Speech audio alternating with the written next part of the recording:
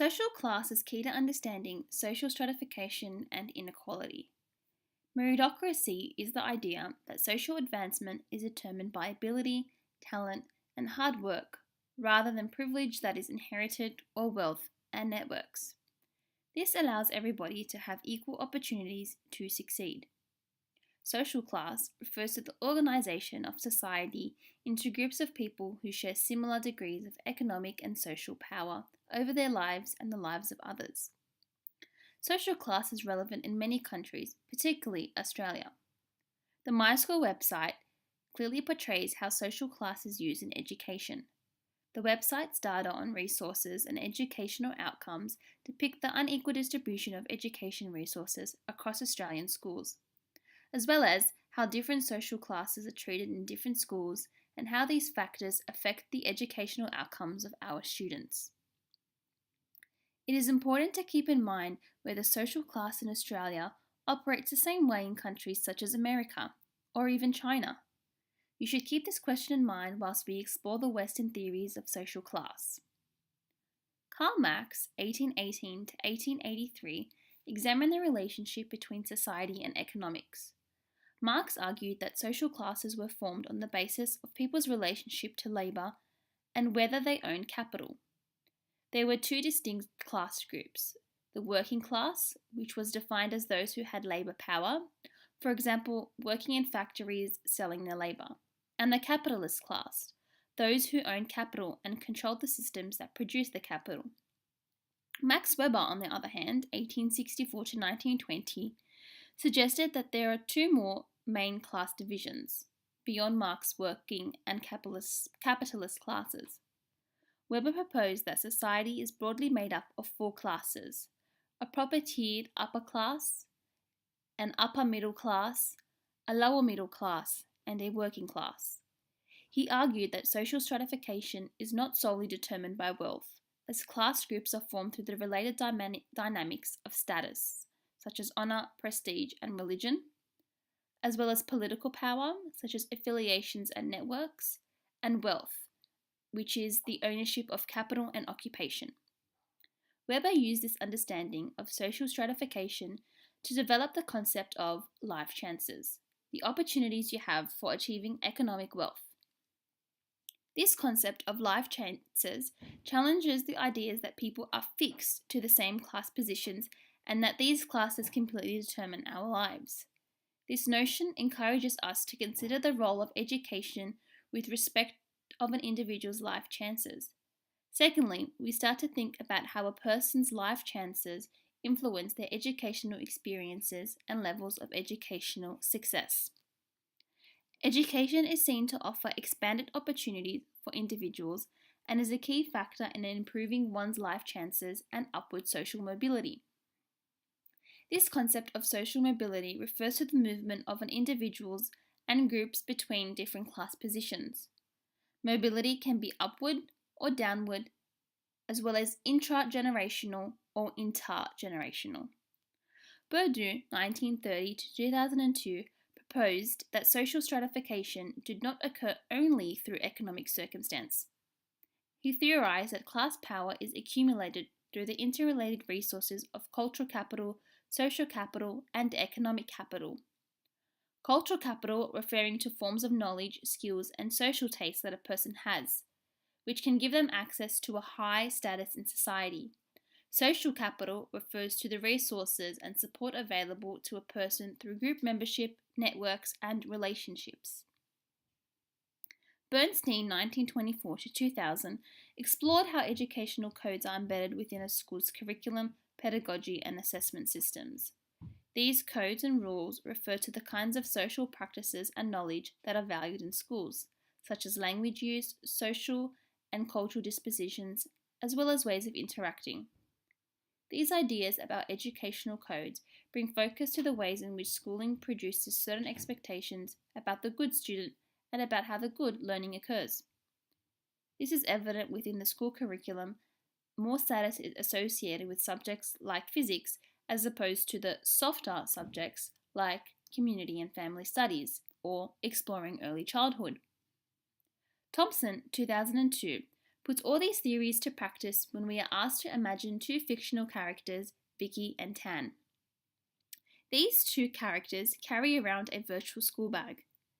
In doing this, Thompson gets us to think about the different forms of cultural capital that these children have and how this cultural capital relates to schooling experiences and success.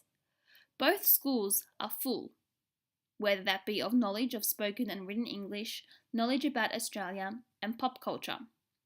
It is clear that the issue of school success is not about a deficit or lack of knowledge or interests. The challenge is for teachers to work within the various contents of their students' virtual school bags in supportive and inclusive ways.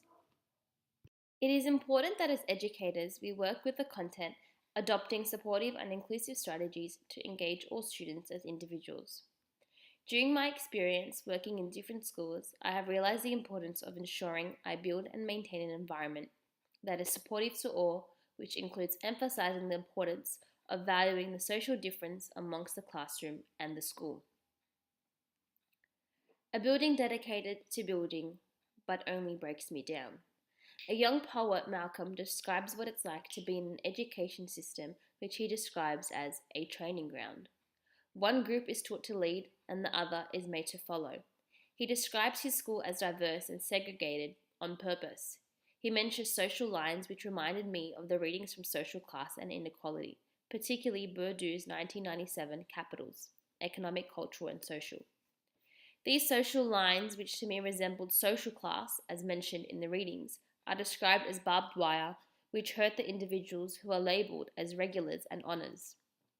His schooling experience is described as a training ground to sort out the regulars from the honours, a reoccurring cycle built to recycle the trash of this system. It was really inspiring to see a young man talk so truthfully and passionately about his school experience. Schools are known to draw clear lines between different groups. They also add pressure to children that they already are facing at home and within society. I found it insightful to see the truths behind some education systems and to hear the voice of a young student who has experienced all of the above. Reading this chapter has encouraged me to enter a deeper thought process on how to engage, validate, and draw from all students in my classroom, in particular engaging with students' own personal and unique life experiences. As a pre-service teacher, it is important to know and understand the background of students to ensure equal opportunities no matter what the circumstances are. Social class should not be a factor that determines the future and education of students. I feel that my perspective in teaching has become a little clouded due to the fact that I'm a casual teacher at the moment. I find it very difficult to build this sort of relationship with my students, especially when you're only able to spend short periods of time with them. It becomes difficult to understand their backgrounds as you don't get the opportunity to get to know them at a deeper level. This is something that I will aim to achieve during my final practicum. I agree with the research that any validity in learning outcomes, pedagogy, formative and summative assessment can only occur where all students are of equal standing with equal access to learning opportunities in the classroom. Diversity in the classroom naturally occurs and we must provide an inclusive learning environment. However, I have been in classroom environments where students are so far behind the rest or have come into the class with no real learning experiences because they show no interest in what they are learning. It then becomes difficult for the teacher to navigate her time to those students falling behind, whilst also trying to move forward with the students who are not struggling. Education is the key, and teachers in particular are at the forefront of forging an empowering culture where students believe they have the power to make their own life choices to facilitate prosperity. But for me to become an effective teacher and construct an empowering culture for all students, firstly requires reflection to understand how I have engaged with social class concepts over the years and continues to influence my subsequent life choices. What is the role of education in fostering diversity and building and sustaining identity? Cultural differences have always been a critical element in Australian education and society. Education has often been a powerful incentive for immigration, with parents aspiring for better educational options for their children in the new country and the social mobility that more and better education can confer. What an education system transmits is ultimately the result of a concrete process of cultural selection and admission. Williams 1961 and 1977. It represents a powerful statement about what is deemed valuable and important in that culture. Culture is not a static concept, but rather one that is constantly changing according to socio-historical circumstances. Culture is not abstract in that it is restricted to the world of ideas and remote from people's day-to-day lives and practices. Rather, includes material culture such as making things, art, houses, or implements. For many minority culture children in Australian schools, not only are their languages not available, but also the language surrounding the school curriculum does not embrace their cultures or their values and knowledge. The diagram shown below represents a useful way of understanding the interplay of culture and power in relation to key elements of society. For much of Australia's society, it was often assumed that immigrants should simply abandon the culture of their homeland in order to fit into the Anglo-cultural norms of majority Australian society. Only recently has this ideology of assimilation given way to multicultural education policies. A step forward for Australia in the 1990s was when two policies selected two certain key languages as national priorities. The Australian Language and Literacy Policy promised $300 to each school in which a pupil successfully completed Year 12 in one of 8 languages. European, Aboriginal and Asian were part of these languages. The second policy, the National Asian Languages and Studies in Australian Schools 1994, highlighted the importance of certain key Asian languages to Australia's future. More recently, we have seen a decline in the number of students studying languages in Year 12. What are the reasons for these declines? Could this be a lack of motivation? I mean, everyone speaks English. Why should I need to study another language? Could it be due to the poor scaling of HSC marks for those who pick languages? A common principle is that cultural diversity is both dynamic and enriching, and something from which all should benefit, not just ethnic minorities or Aboriginal and Torres Strait Islanders. Education Victoria, 1997, page 8. Schools play a vital role in promoting values of respect for cultural diversity within a shared, cohesive set of overall values. Achieving unity in diversity and the existence of shared democratic values for all Australians. Being a PDHPE teacher, the implementation of cultural awareness within the classroom is extremely important. The PDHPE Years 7 to 10 syllabus incorporates knowledge, understanding, skills, and values relating to cultural diversity, social justice, discrimination, racism, prejudice, and the health of specific populations. It specifically emphasizes the influence of culture on adolescent health. Notions of family and relationships are inclusive of Indigenous concepts such as kinship. During my time working at a Catholic school in Western Sydney, I have discovered that it is one of the only schools in Sydney's West which has recently implemented an intensive English centre. This has caused a huge influx of non-English speaking background students to enrol within the school. When I'm working at this school, I tend to particularly forget about these students in the classroom. Only recently have I been able to spot them out and give them the extra attention they need in the classroom. Sometimes it is just about spending a little extra time with the explanation of the work and being able to use language which they are able to better comprehend. The peers are generally very patient and helpful towards these students, and this is evident because the school has made lots of changes to positively enhance the learning of these young girls. It has been an eye-opener to see how determined and motivated some of these girls are, even more so than myself. Any form of cultural isolation, whether represented through selective enrollment in religious schools or feelings of isolation through bullying and racism aimed towards minority groups, must be a priority from the policies of the school throughout the pedagogy. The error in the past has been pushing assimilation rather than integration. True integration policies should provide opportunities for multicultural relations while allowing freedom for minorities to develop and be proud of their identity. Education is the key to changing this, and I like the support of language learning in the chapter to develop an awareness and respect for others and the rich diversity of alternate cultures and customs that make up the Australian society. I believe that our best chance to improve the racial, cultural and language barriers is through education. It is our job as teachers to facilitate the learning and understanding of these cultural groups and how they interact with each other to create the multicultural society that we live in today. I believe that we need to understand, accept each other, and celebrate our differences, and that can ultimately be achieved through our school system and the curriculum that governs this. Another area that concerns multiculturalism, including in education, is the treatment of refugees. A key to solving this issue is to establish a sense of belonging, something that education can help achieve. Correa, Valles, Guilford and Barnett, 2010. Although language is a key learning area within the school curriculum, the implementation often falls short. In some cases, students are encouraged to take higher levels of English than to persist with the community language.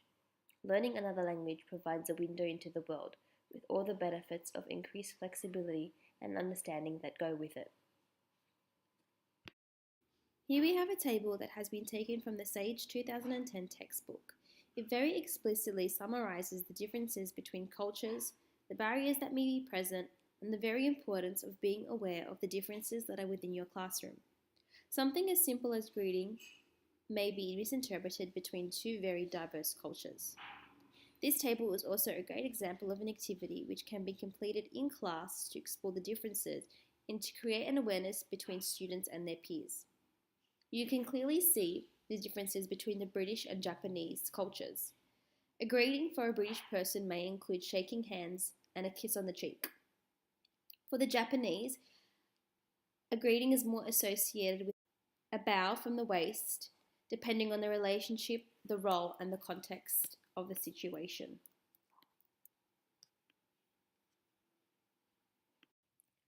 Gender is a socially constructed category that defines what it means to be a man or a woman within a particular category at a particular time.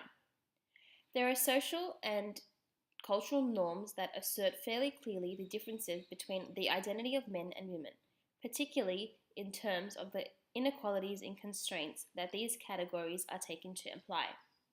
These vary between societies, and they vary over time. Gender differs from sex. Sex is a biological fact, being male or female. By contrast, gender is a cultural and social phenomenon that refers to the constructed differences between men and women.